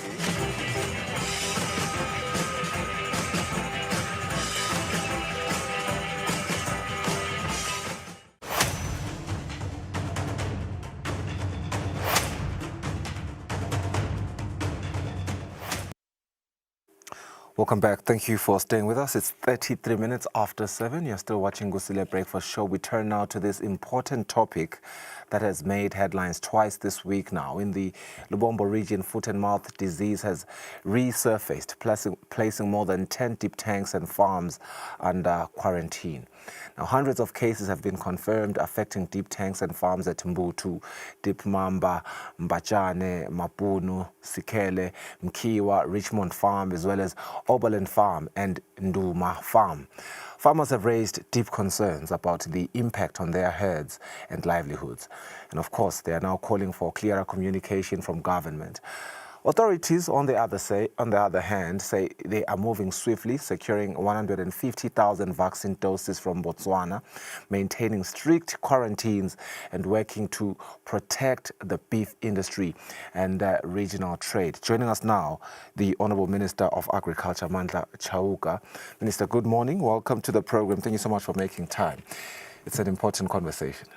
Thank you very much for the opportunity to come here, and good morning to you too. Good morning to the rest of your listeners this morning. Our listeners, I know they are listening with a very keen ear this morning because Earlier this year, we saw the declaration by His Majesty's government, of course, with the Minister of Agriculture taking the front lines, as they should, in making sure that the outbreak is contained. And many in the agricultural community breathed a sigh of relief, including ourselves, because it affects the whole economy, right? Now, with this resurgence in the Lubombo region, I suppose concerns have risen once again, particularly from the farmers, as articulated by these two articles from Monday as well as Thursday morning. How significant is this setback? Thank you very much for the opportunity. Firstly, I think one would like to state that it's not really a resurgence, because a resurgence implies that we had already contained the disease or taken it out. Right. But we hadn't. So what we had done is that we had kept it within a restricted area, which is the Kusile region. So what it is really is just a spreading of the disease beyond the boundaries that we had set, that it shouldn't go past. You are also correct that we responded quite quickly from the outset, and we were able to secure vaccines from Botswana, 100,000 doses, and we were able to vaccinate the animals there, first and second doses. So everything seemed to be under control until, of course, we then realized that the thing was spreading beyond the restricted area. I think one would probably want to ask why and how did it spread? And the biggest reason is because some of us as Eswatini probably have not done our bit in terms of acting responsibly. We have had a number of cases where people have smuggled animals beyond the red zones, even for trivial cases, trivial reasons. For instance, where somebody is having a wedding ceremony and it decides to go and carry a coat from Kusile instead of carrying it from Ho or anywhere else. But there's a number of these cases, and we've had them recorded. I suppose that allows us to get into a national assessment sort of conversation, because we know hundreds of cases have already been confirmed, but we've seen the deep tanks across Lubombo. There's the confirmation recently, but farmers in other regions are now anxious, wondering if the disease has spread further than reported. Do we have a complete national picture of the outbreak, and can you confidently say the situation will be under control soon? We do. We have a very clear, it's just that it's not, I don't have it here, but every Monday when we have our ministerial meeting, we put that map, and it shows exactly where the disease is and it shows its progression, and it also shows the areas where we are trying to contain it within.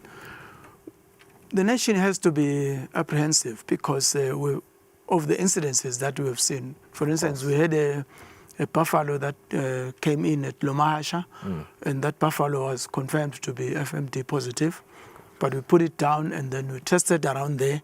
We were very happy and lucky that there wasn't any disease. Some of the instances I'm talking about, when somebody taking an animal from Kusile to slaughter it in Manzini, but again we tested around there and we found that there was no disease. But the things that are happening on the ground are worrisome, and therefore I would understand that Eswatini are apprehensive.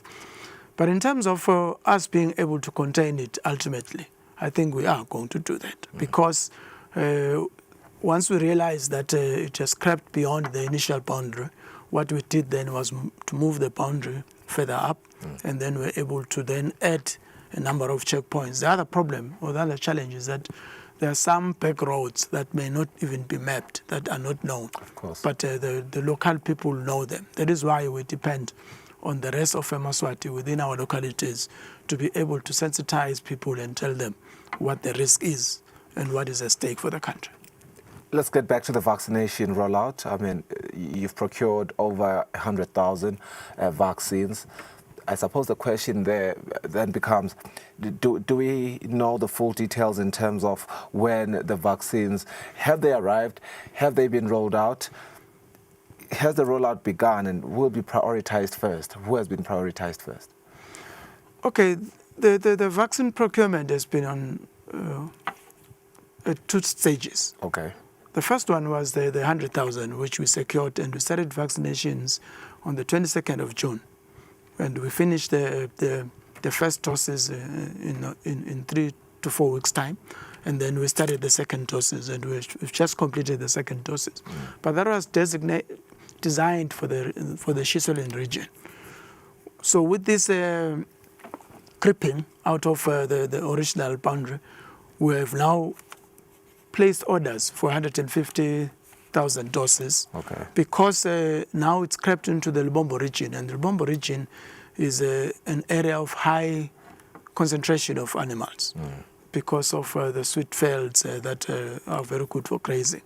So we are expecting those vaccines to arrive on the 17th of this month. That's what we've been promised by the Botswana vet. Yes.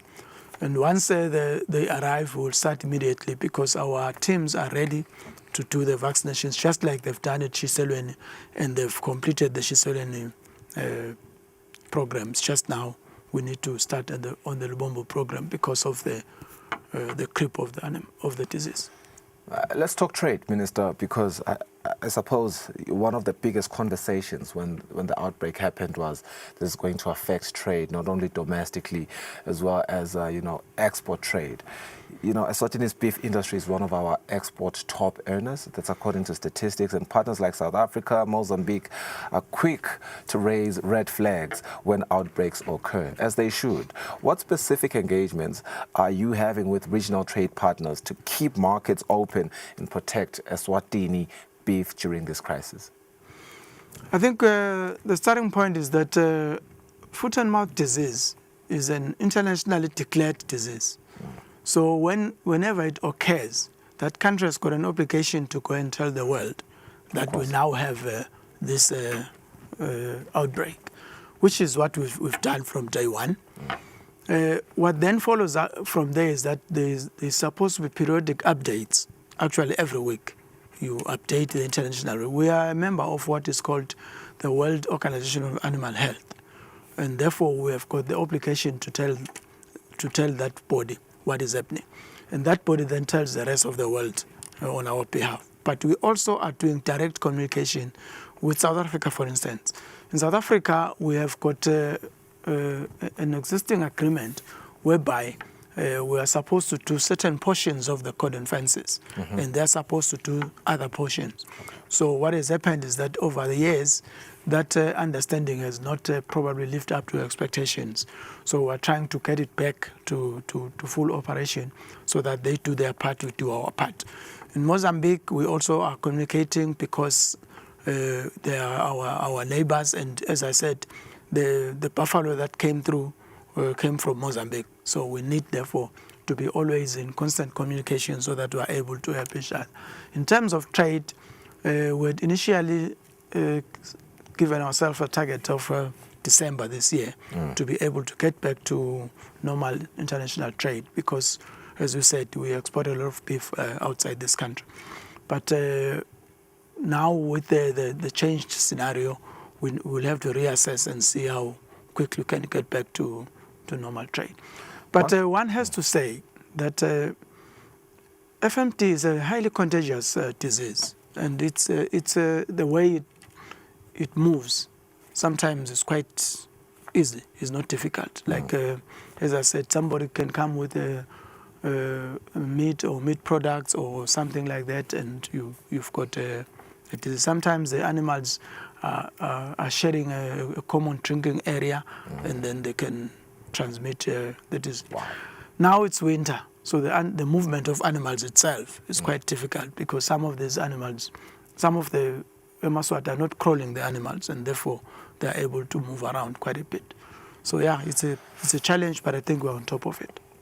I mean, FMD being that highly contagious, and you making those practical examples of how really it is being transmitted from, one cow to the next cow, gives us a really clear picture of why people shouldn't be trivial about this situation. And indeed, you did mention that some of these reasons are quite trivial, and I suppose that gives me the responsibility to give you the opportunity to plead with the people? If you could look just straight into that camera and talk to the people of Eswatini.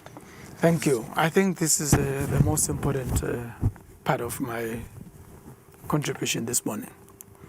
The first thing I would like to say is that we all are individuals and we've got our personal interests. But we must realize that the interests of the country, the interests of the nation, should supersede our personal interest. Therefore, we might have our own ceremonies, Maswati, and we want to do this and slaughter an animal. But please, let us do the right thing. And the right thing is making sure that you try and get an animal from a clean zone. The rest of the country is not infected. This disease is actually confined within the southern tip of the country. So there is absolutely no reason why we should go there and take animals out. We also have incidences of people who are just smuggling for other reasons, which you don't understand. And we've had some of these people arrested, they fine, and they go back and do exactly the same thing.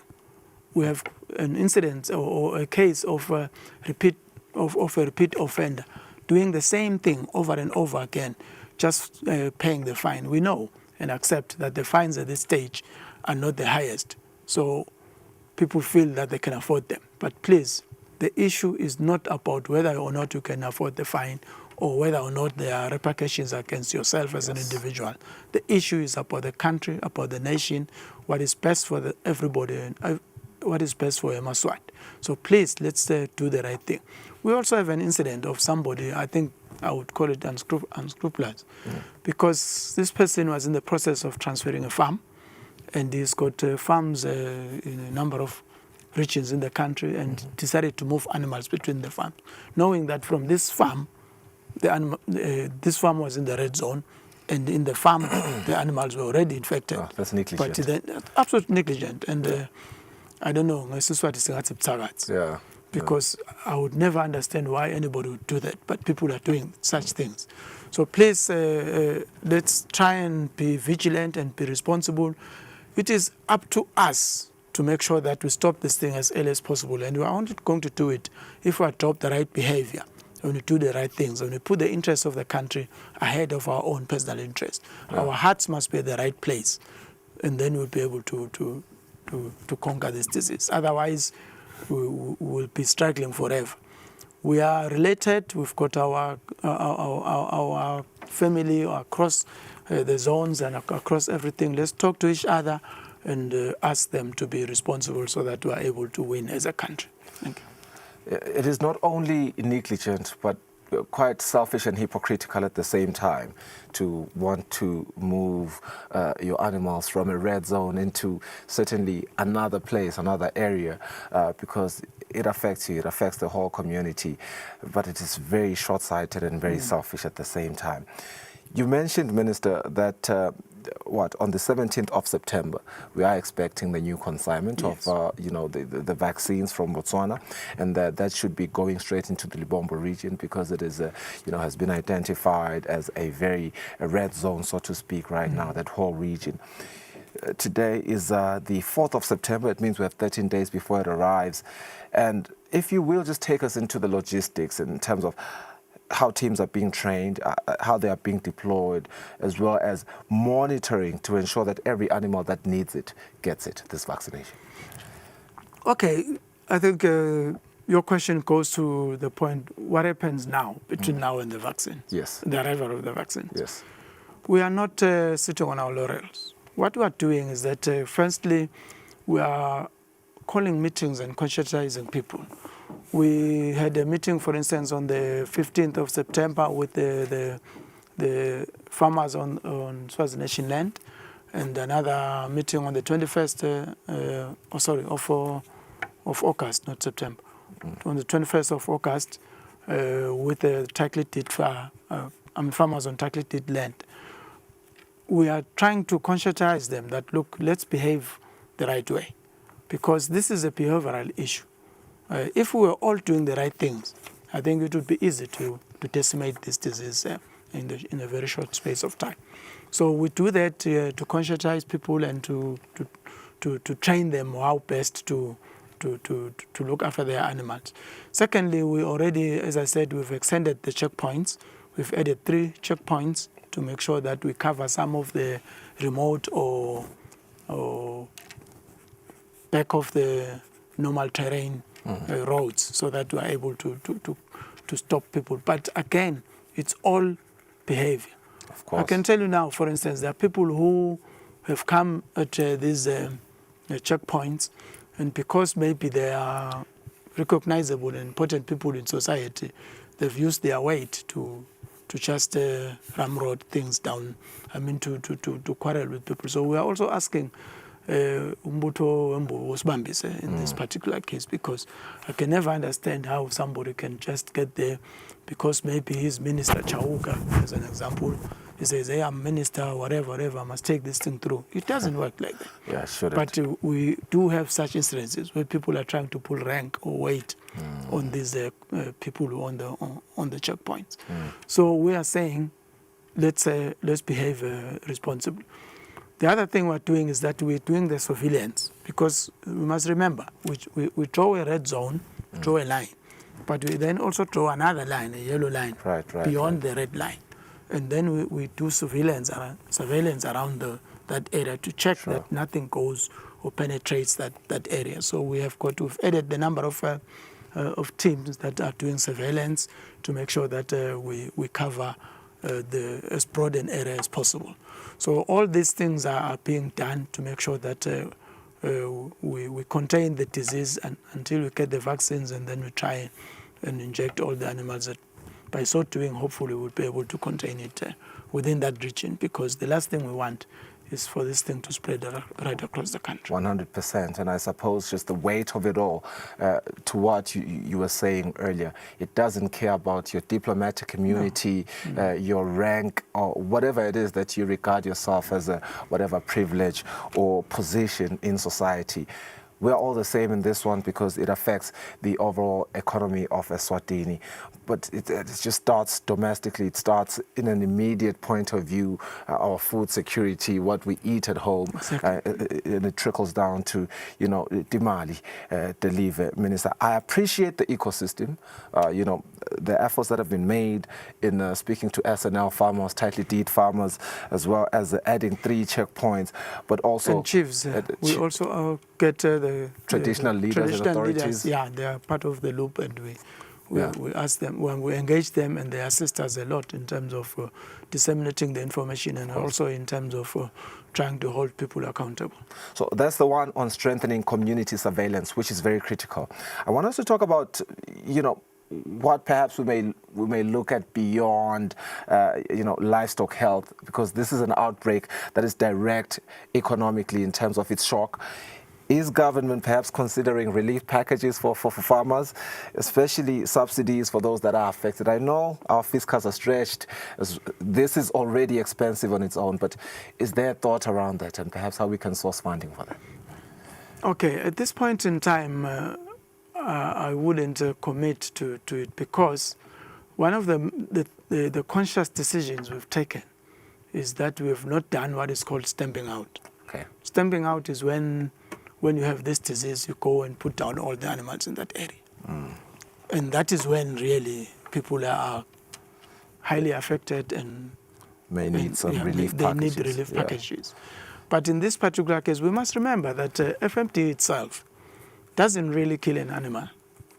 It is actually maybe the hunger, if it can't eat for prolonged periods or unable to move, then it might die. So you find that deaths just from the attack are between 2 and 5%.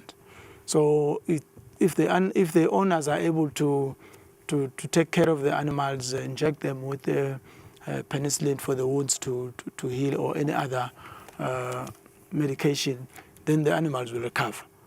So we are not yet at a stage whereby the people are highly affected in terms of the animals dying. But they are affected economically, because, for instance, you find that, one of our biggest exporters is MBVN. I mean, Eswatini meat industries. They are not able to export now. If they are not able to export, what it means is that the farmers are struggling to sell their animals because they were providing an offtake from the farmers that, look, you have a nice ox, you send it to MBVN and you get paid. So now people are struggling to find markets for their animals. So those are the economic effects that people are suffering. And I think depending on how long this disease lingers around, maybe we'll get to a point where we'll have to start thinking about those kind of compensations for those kind of levels. But at this point in time, I don't think it's not a subject on the table. Looking at how critical this FMD thing has been, as well as how unexpected it was, it sort of, wants to be in congruence with what we saw with COVID-19, with the shock, financially and otherwise. Do you think it changes how government will approach animal disease surveillance in future budgets? Yes, it will. In fact, it should. It should. Because when it occurs, we must understand, for instance, that we have been one of the few countries in this region that have been free from FMD without vaccination for quite a long time, since 2001. So from there up to now. So, and all around us, South Africa, for instance, are struggling with it. Other countries are also not as successful as probably we are or we've been. So obviously, for us to be able to get back to those kind of, we need to be able to increase our ability to monitor what is happening around us. Firstly. Secondly, we also need to have physical barriers so that animals don't come in easily into the country. Because we know, for instance, where this one came from. It came from KwaZulu-Natal into the country from South Africa. And why did it come through? Because our cordon fences are down. So if we want to make sure that we stay protected, we need to put back all those cordon fences and make sure that they are continuously maintained and they're kept erect so that we don't have them. So that means we need to provide the fiscus from the budget for us to be able to do that continuously and be able to then make sure that we are secure within our borders, just as an example. Minister, thank you so much for your time. Our time is finished, but we really appreciate your proactiveness and just your swift responsiveness in always coming to the show to address issues of national importance. That was Minister of Agriculture, Mandla Chauka, on the government's response to the resurgence, well, he said not resurgence, to the foot and mouth disease that is, we are seeing in the Lubombo region. And of course, the ministry says containment lines have been adjusted, checkpoints have been increased, and vaccines have been secured, but farmers remain under strain as the country works to safeguard both livelihoods and trade. In 13 days, we are receiving that consignment for Lubombo region in terms of vaccines, over 100,000. So the future looks good, but the most important plea the minister articulated: can the people just collaborate with the ministry and just comply to all these measures? Because they've seen some trivial reasons. They've seen people who want to show that they have some sort of power or whatever. Some want to take meat into their weddings, but they are pleading with those people. Let us not do that. It's 58 minutes after 7. We've come to the end of today's episode. Go and enjoy your day. Please, Pavilion number 5, Eswatini TV is there. Get in contact with us. You can still advertise with us here on Eswatini TV. Bye-bye.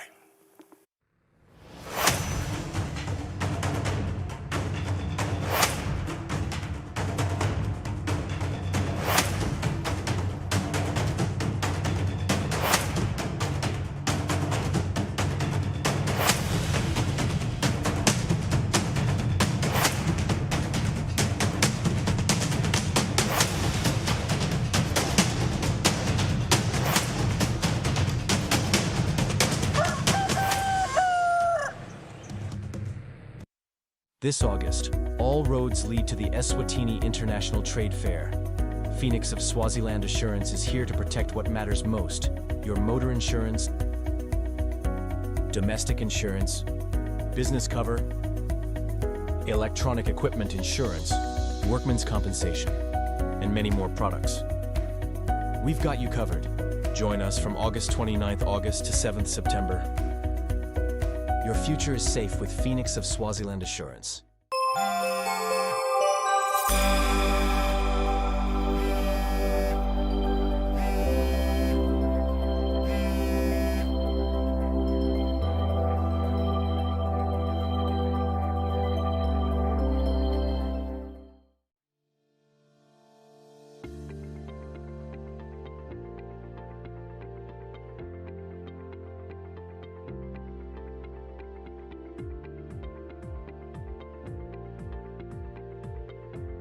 EBIT Board of Directors, Management and Staff wish their Majesties and the entire Eswatini nation a happy 57th Independence Anniversary. Bayete, Wenawapagati. 57 years of independence, pride and promise. On this proud national occasion, the board, management and staff of Eswatini SCAF extend profound well wishes to His Majesty King